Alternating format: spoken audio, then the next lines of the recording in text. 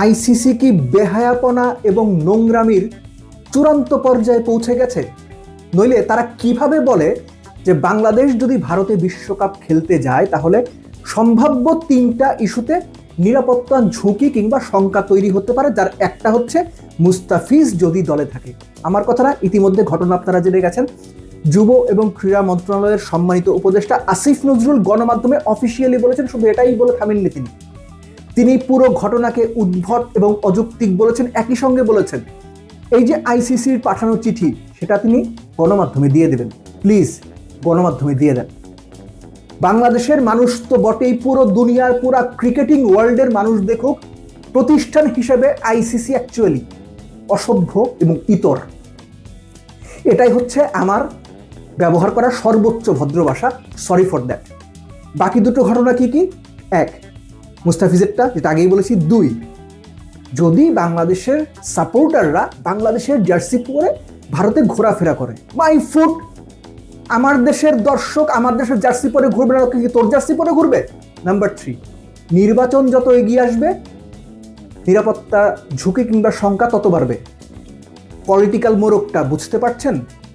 আসিফ নজরুলের যে বক্তব্য, সেই বক্তব্য আইসিসিকে রীতিমতো ল্যাংটা করে দিয়েছে।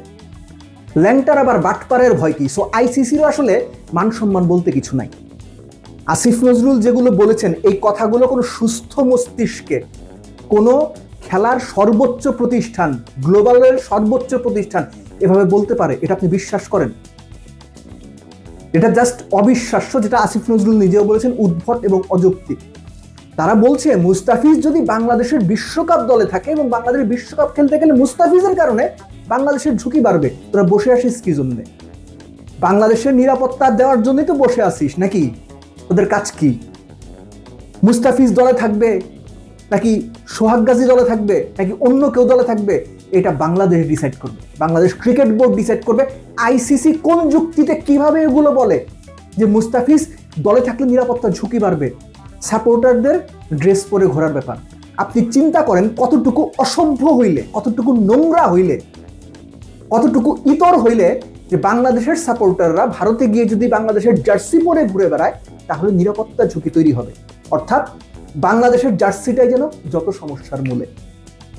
একটা দেশে পার্টিকুলার অন্য এক বা একাধিক দেশ বা সব দেশের সাপোর্টাররা যাবেন, তারা তাদের নিজেদের দলের জার্সি পরতে পারবেন না, নিজেদের দেশের পতাকা ক্যারি করতে পারবেন না। সেগুলো করলে নিরাপত্তা ঝুঁকি বাড়বে। ভাই, ওই বিশ্বকাপে খেলার আমার দরকার নাই। ওই বিশ্বকাপ তোরা কেন আয়োজন করিস? নাম্বার 3, খুব ইম্পর্টেন্ট, ক্রিকেটীয় হিসেবের বাইরে, বাংলাদেশের নির্বাচন যত এগিয়ে আসবে ততই নাকি নিরাপত্তা ঝুঁকি বাড়বে।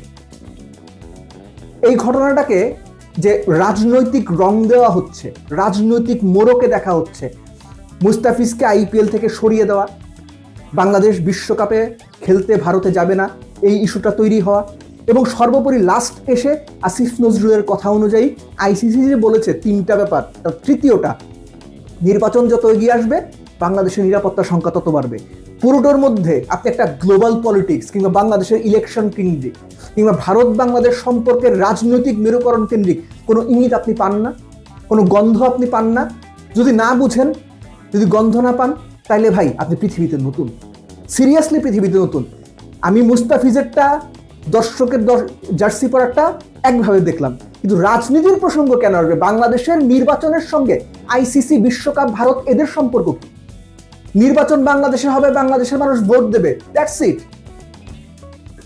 যখনই নির্বাচনের প্রসঙ্গটা এসেছে তৃতীয় টপিক হিসেবে, তখনই স্বাভাবিকভাবে এর আগেও যখন বিভিন্ন আলোচনাতে বিভিন্ন বিশ্লেষকরা বলেছেন যে পুরো ঘটনাটার একটা রাজনৈতিক বাতাবরণ কিংবা রাজনৈতিক মেরুকরণের সর্বোচ্চ প্রচেষ্টা রয়েছে, এবং আসিফ নজরুলের কথা অনুযায়ী সেটা আরেকবার প্রমাণ হলো। এবং আমার বিনীত অনুরোধ, যেভাবে আপনি বলেছেন সম্মানিত উপদেষ্টা, ঠিক একইভাবে আইসিসির চিঠিটা পাবলিক করে দেন। পুরো দেশের মানুষ দেখুক, পড়ুক, পুরো ক্রিকেট দুনিয়ার মানুষ দেখুক, এবং আইসিসিকে থুতু দিক এই সংস্থা হিসেবে এরা কতটুকু নোংরা, অপদার্থ। এবং এই যে পরিস্থিতিটা তৈরি হলো, এই চিঠিটা যে দেওয়া হলো, এই চিঠির পর এই বিশ্বকাপ খেলতে যাওয়ার বাংলাদেশের ন্যূনতম কোনো কারণ আছে বলে আমি মনে করি না। এবং এই চিঠির পরে আসলে আলোচনা বা নেগোসিয়েশনে বসারও কোনো প্রয়োজন আছে কিনা সেটাও বাংলাদেশ ক্রিকেট বোর্ড এবং পিপলস রিপাবলিক অফ বাংলাদেশ বা গণপ্রজাতন্ত্রী বাংলাদেশ সরকার ভেবে দেখবে বলেই আমি বিশ্বাস করি।